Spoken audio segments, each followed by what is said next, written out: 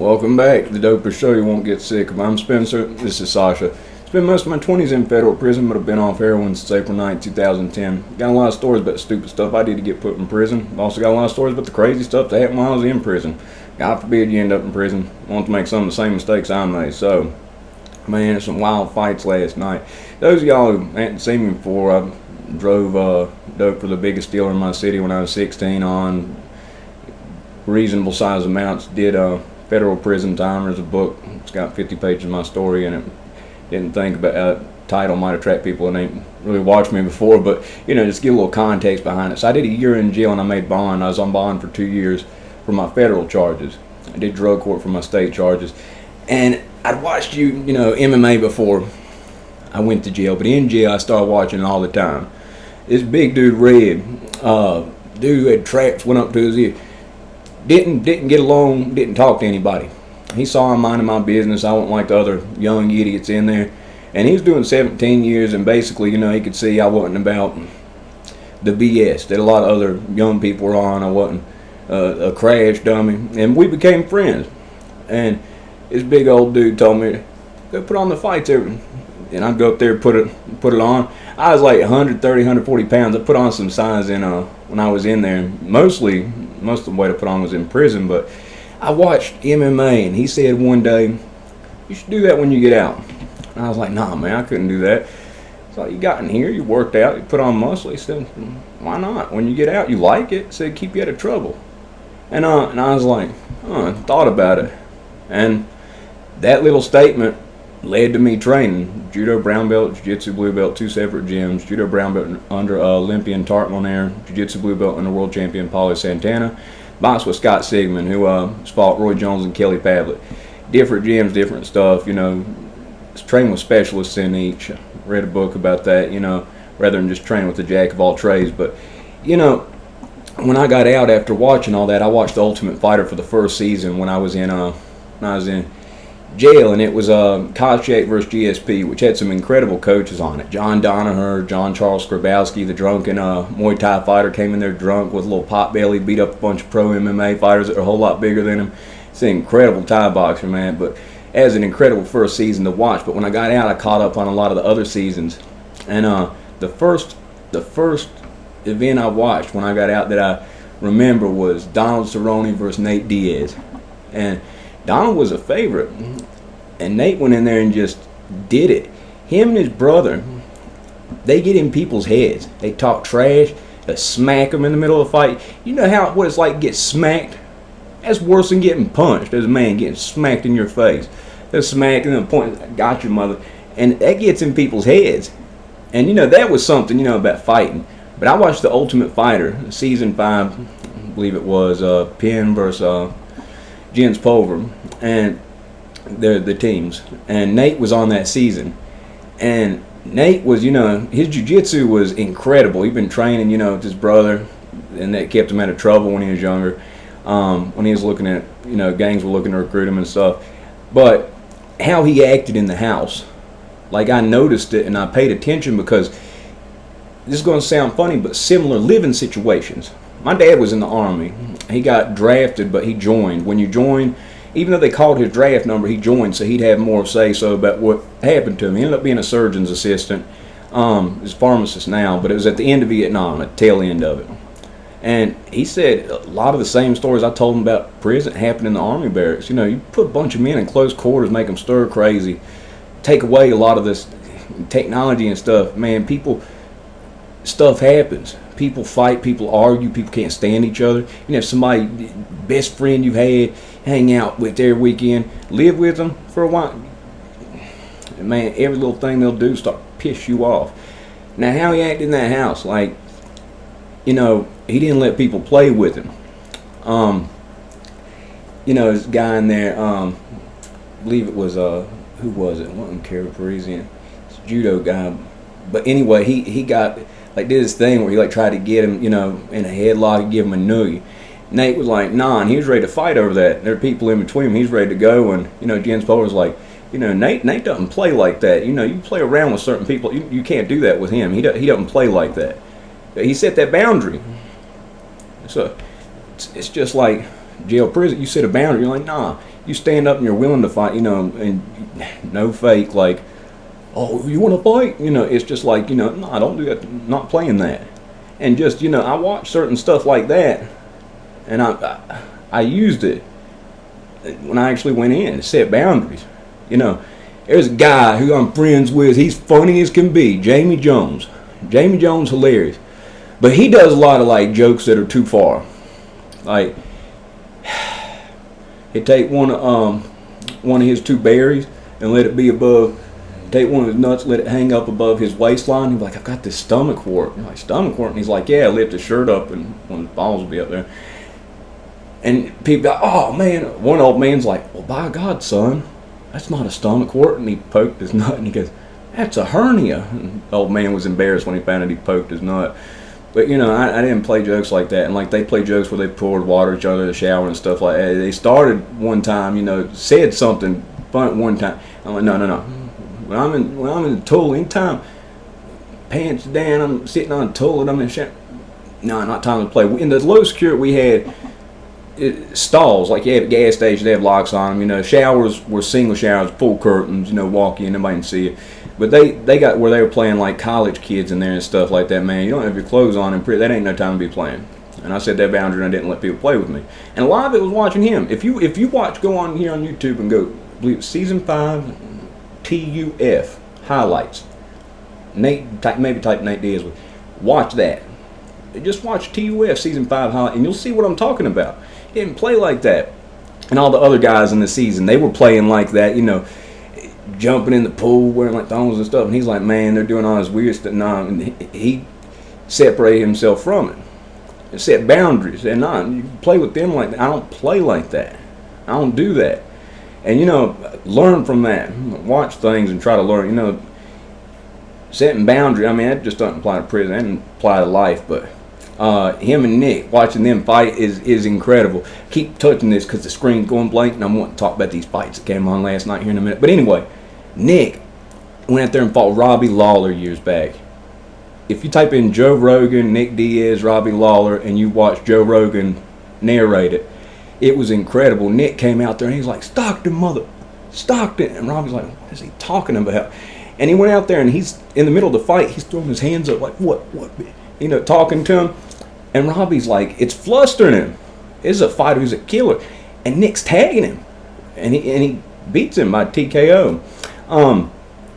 You can get in people's heads like that.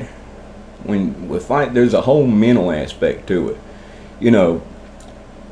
Just coming at somebody and you trash talking with it too. I've seen some people do it that weren't willing to fight, and paper games. Somebody's going to get called sooner or later. Somebody's going to get called sooner or later on that, and it's going to show. But you do it, and you're willing to fight. If it's across that line, you're willing and you're ready to go. You can get in somebody's head.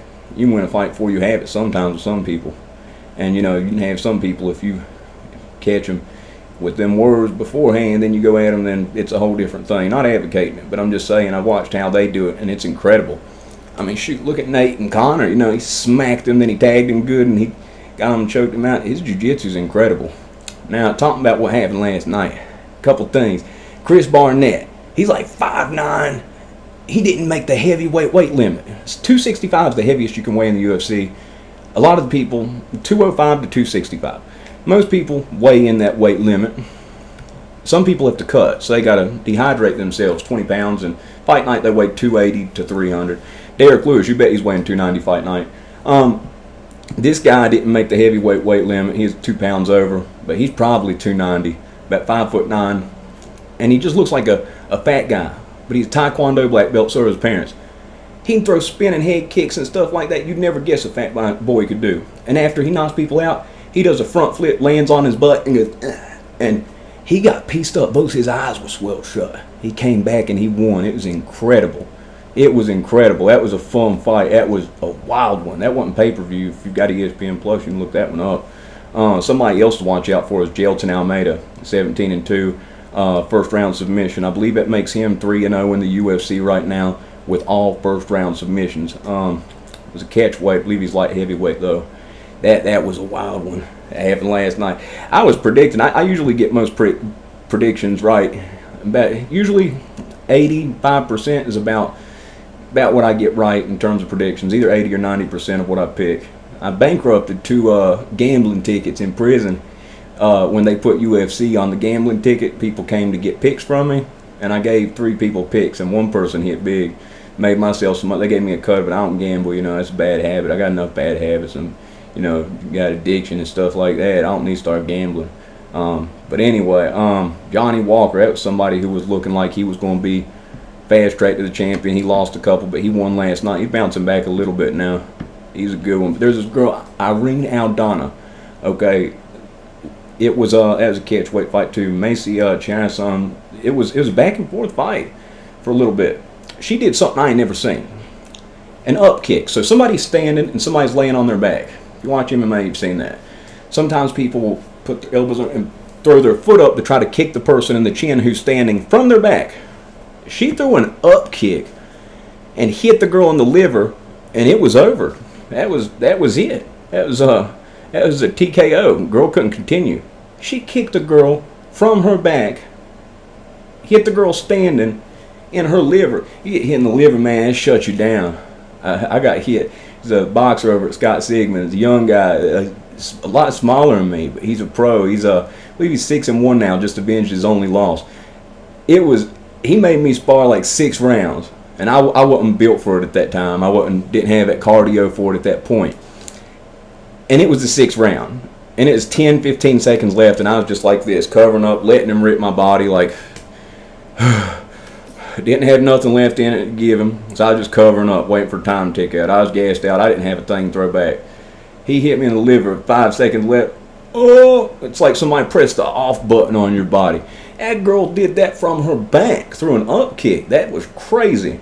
Now, Li Jingliang and Daniel Rodriguez. Daniel Rodriguez won. A lot of people think Li Jingliang did. I think he did. It's a good fight, but something that's incredible to note is Li Jingliang is the same dude that Khamzat picked up in the first 15 seconds of the fight that he had with him and held him while his little feet were kicking real fast and was like, he's like, talking stuff off to the side. That was some wild stuff, man. That was some wild stuff.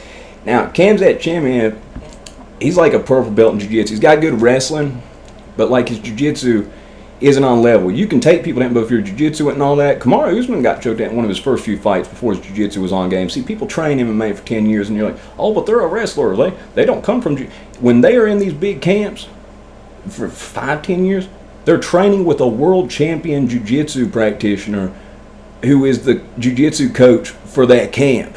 So regardless of who it is, and regardless of whether they have the rank of black belt or not, most people that have been training for 10 years at American Top Team or somewhere like that, they're a black belt even if they don't have a black belt. They have black belt level skills.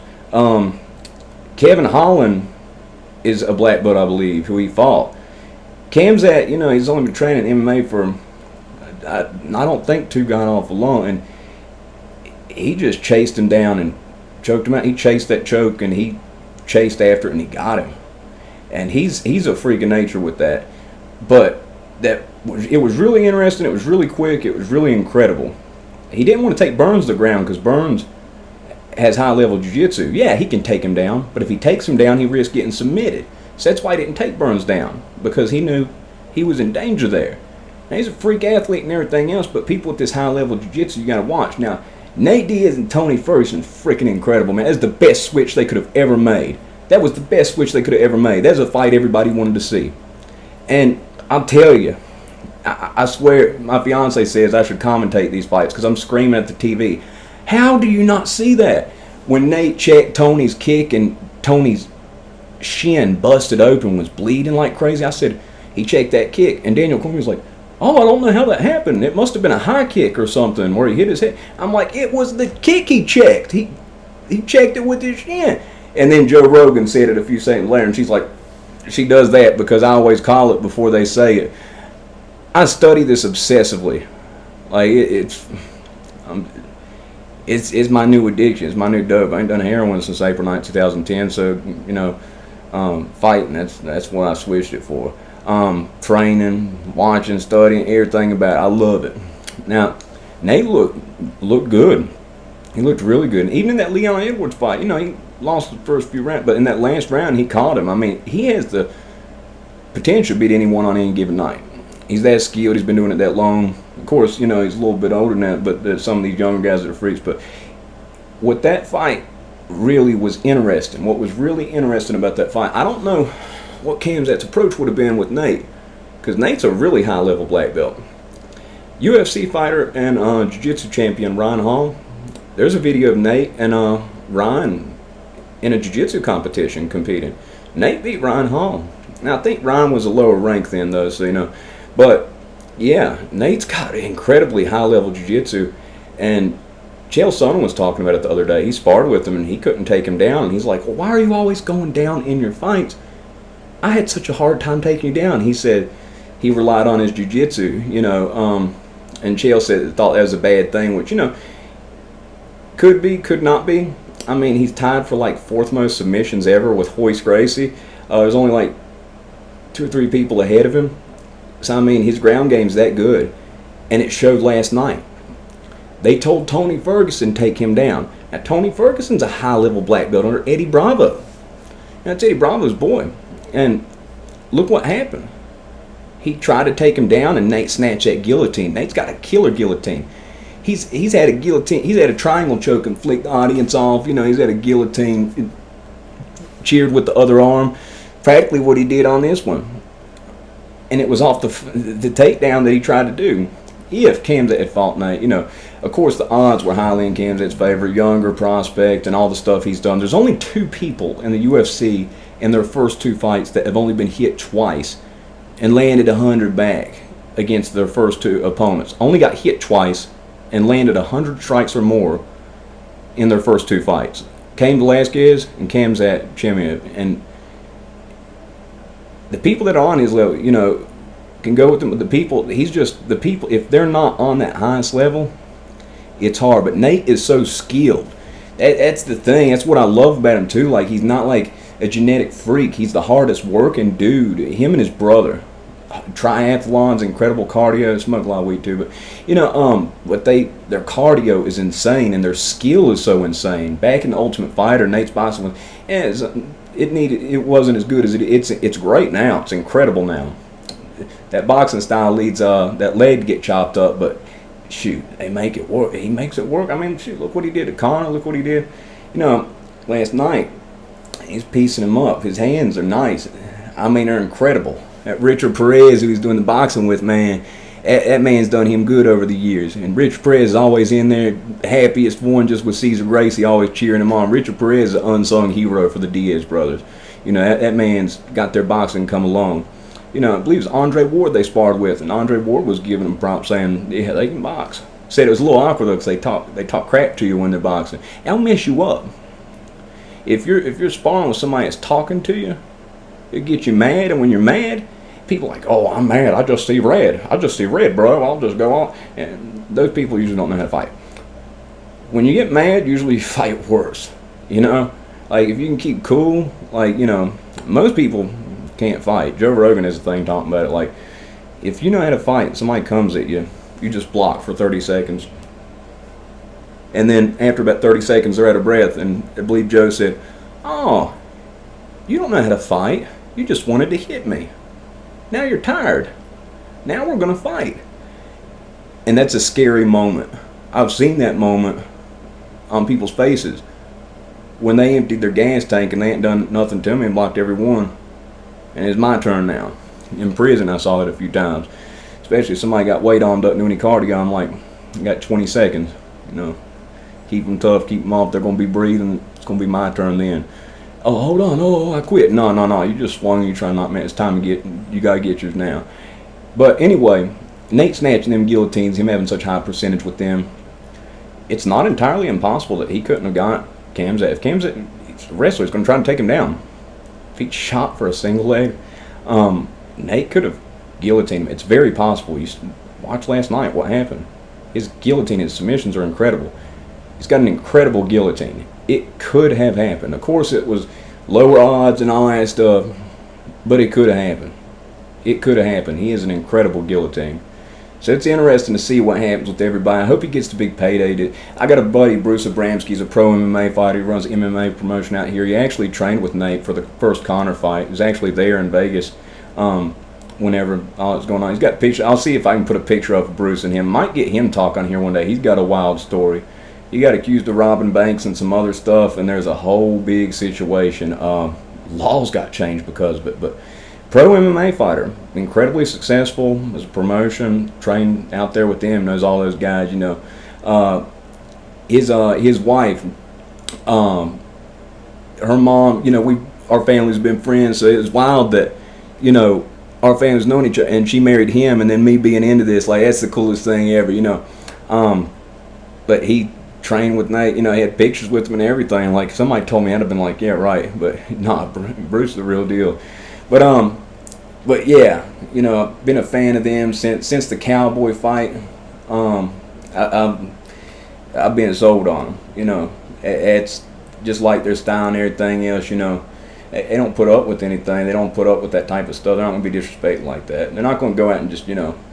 But I don't know. You know, like that type of ignorant, that type of ghetto. You know what I mean? Not putting up with it, get out of my face, and then people asking them stupid questions. You got these reporters asking them all these stupid questions, trying to irk them and stuff, and they handle the reporters beautifully. It's hilarious every time. But anyways, first time I've really done anything talking about a fight. But I did. I watched that Ultimate Fighter season 5, and I was like, man, it's kind of like jail, like how they're living in there and how he's handling it. Shoot, it's the right way to do it, you know. But I mean, they grew up tough.